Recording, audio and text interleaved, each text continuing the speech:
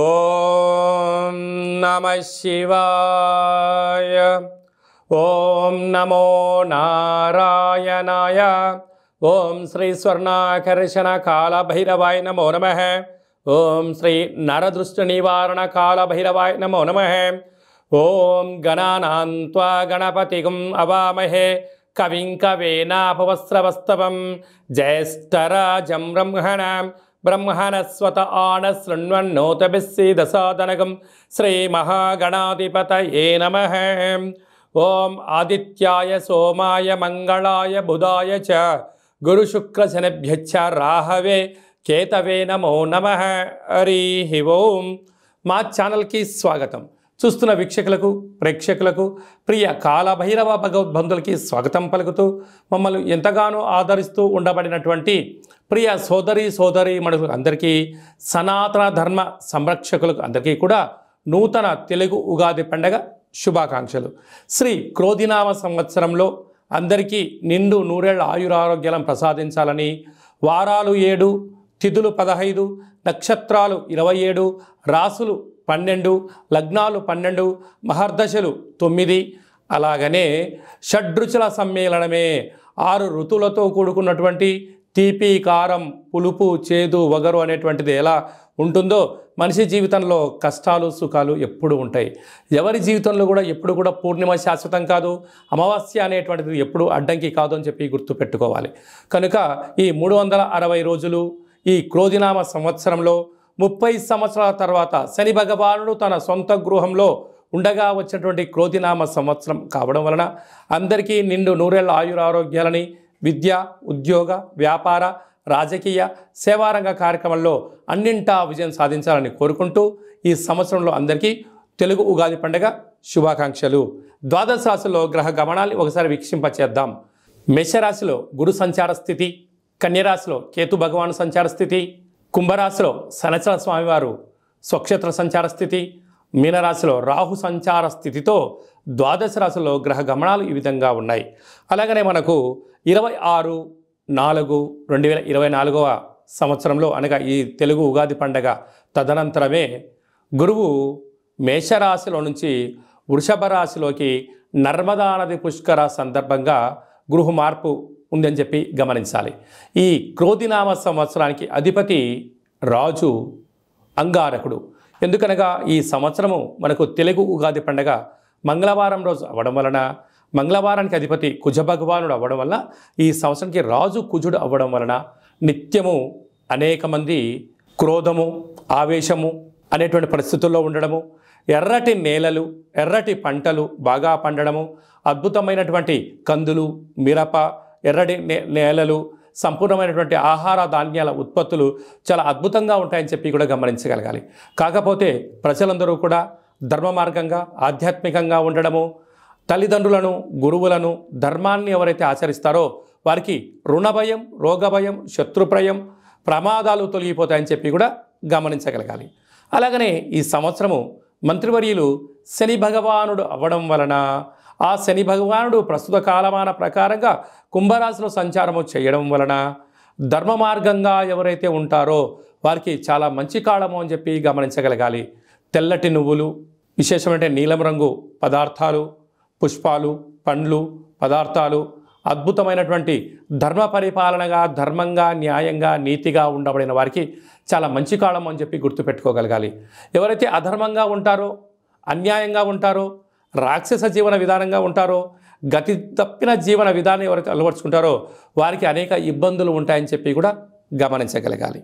ఈ సంవత్సరము పశుపాలకుడు కృష్ణ పరమాత్ముడు అవడం వలన గోవులు, పశువులు సమృద్ధిగా ఆయురారోగ్యాలుగా ఉండడం, మంచి పాడి, మంచి పంట, ఐశ్వర్యము, సుఖవంతమైన జీవనం ఉండడం జరుగుతుంది అని చెప్పి గమనించాలి.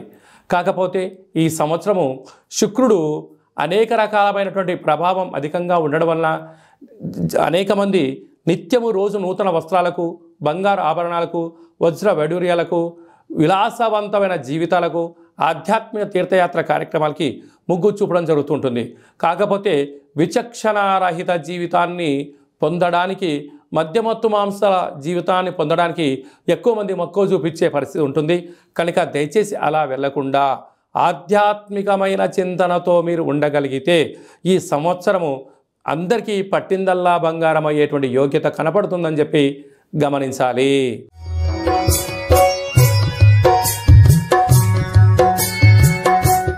మేషరాశి వారికి ఈ సంవత్సరం ఆదాయ వ్యయాలు ఎలా ఉన్నాయో, రాజపూజ్యం అవమానం ఎలా ఉందో సవివరంగా సంపూర్ణంగా తెలుసుకుందాం. మేషరాశిలో ఏ నక్షత్రాలు వస్తాయంటే అశ్విని నక్షత్రంలోని 4 పాదాలు, భరణి నక్షత్రంలో 4 పాదాలు, కృతికా నక్షత్రంలోని 1 పాదం కలిపితే మేషరాశి. మేషరాశి యొక్క అధిపతి కుజుడు. ఈ సంవత్సరం రాజు కూడా కుజ భగవానుడు అవ్వడం, అలాగనే సస్యాధిపతి నీరసాధిపతి కూడా కుజుడే అవ్వడం వలన మేషరాశి వారికి అద్భుతమైన చాలా మంచి కాలం ఉందని చెప్పి గమనించగలగాలి. ఎందుకనగా రాశాధిపతి రాజు అవ్వడం వలన మన ఇంట్లో మన అన్ననో తమ్ముడో రాజు అయితే మనకు ఎంత బలం ఉంటుందో అలాగా మేషరాశి వారికి కూడా అంతే యోగం, అంతే రాజ సన్మానాలు ఉన్నాయని చెప్పి గమనించాలి. వీరి యొక్క ఆదాయం 8, వ్యయం 14. చూడండి, ఆదాయం 8 రూపాయలే ఉంది, కానీ వ్యయంకి వచ్చిన 14 రూపాయలు ఉంది. అనగా -6 రూపాయలు ఉన్నారు అంటే అధిక శ్రమకు ఖర్చు పెట్టాలి, దుబారా ఖర్చులు తగ్గించుకోగలగాలి, వ్యసనాలకు దూరంగా ఉండాలి, మితిమీరిన వేగంతో ప్రయాణం చేయరాదు. మీ యొక్క జన్మ నక్షత్రం రోజున అష్టమి, పూర్ణిమ, అమావాస్య తిథుల యందున ఈ సంవత్సరము మీరు దూరావాయు జల ప్రయాణాలు పెట్టుకోకపోవడం ఉత్తమోత్తంగా భావించగలగాలి. ఎందుకనగా ఖర్చు 6 రూపాయలు అధికంగా ఉంది. 6 అనేటువంటి రుణము, రోగము, శత్రుస్థానాన్ని సంపాదించేటువంటి సూచించేటువంటి పరిస్థితి ఉంటుంది. కనుక ఇక సంపాదన పైన వచ్చేటువంటి దానిలో అధికమైనటువంటి ఖర్చులు, గొడవలు, పోలీస్ స్టేషన్లు, కోర్టు కేసులు, ఆరోగ్యము, వాహన ప్రమాదాలు పంచి ఉన్నాయి. తస్మా జాగ్రత్త అని చెప్పి గమనించగలగాలి. అలాగనే రాజపూజ్యం 4, అవమానం 3. మీరు గృహంలో కానీ, రాష్ట్రంలో కానీ, దేశంలో కానీ రాజకీయ భవిష్యత్తుకు మీరే కేంద్ర బిందువు అవుతారు. కొత్తగా నాయకులకు ఈ యొక్క సంవత్సరం మంచి మీకు స్వాగతాలు ఉంటాయి.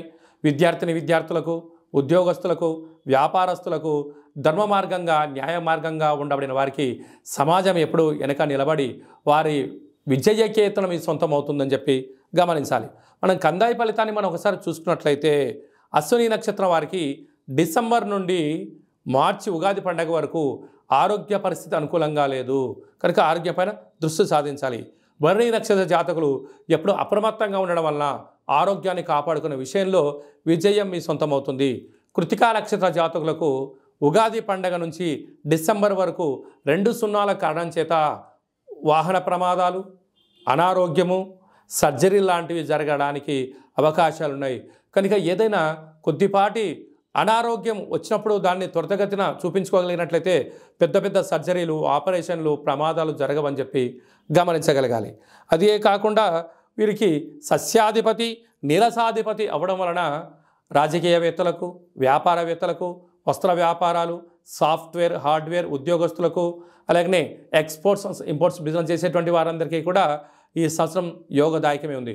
కనుక మనము ఈ ఒక్కొక్క నెలలో ఒక్కొక్క కాలభైరవుడు ఉంటాడు కనుక కాలాన్ని శాసింపజేసే శక్తి కాలభైరవుడికి ఉంటుంది. కనుక రుణ విమోచన కాళభైరవ స్వామివారిని స్మరించడం, ధ్యానించడం వల్ల మీకు యోగం కలుగుతుందని చెప్పి గమనించాలి.